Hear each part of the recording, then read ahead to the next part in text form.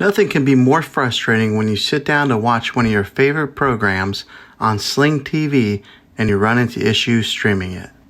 Well, in today's tech video, I'm going to show you how to fix the Sling TV app if it isn't working on your Roku device.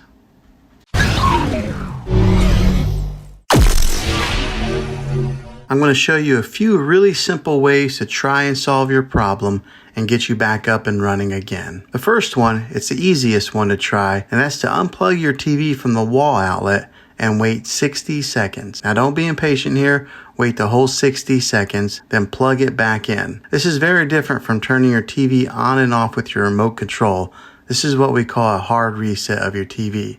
So make sure you do this method. If that doesn't work, then find your router that is giving you Wi-Fi and unplug the power to that for 60 seconds. Then plug it back in. If it fixes it, great. If not, let's move on to the next method. Try deleting the Sling TV app on your TV. Go to wherever the apps are located on your system and remove the app altogether. Then reinstall the Sling TV app again. After you reinstall it, you might have to log back in with all of your credentials, but hopefully this will work. If that doesn't work, then I recommend buying an affordable Roku stick, Fire Stick, or Apple TV 4K and plug that into your TV and use it as your main streaming player. You'll be able to access Sling TV that way.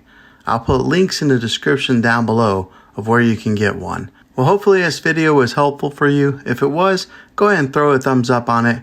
Go ahead and hit that subscribe button. I make tech videos all the time, and I would love to have you back in the next one. Take care.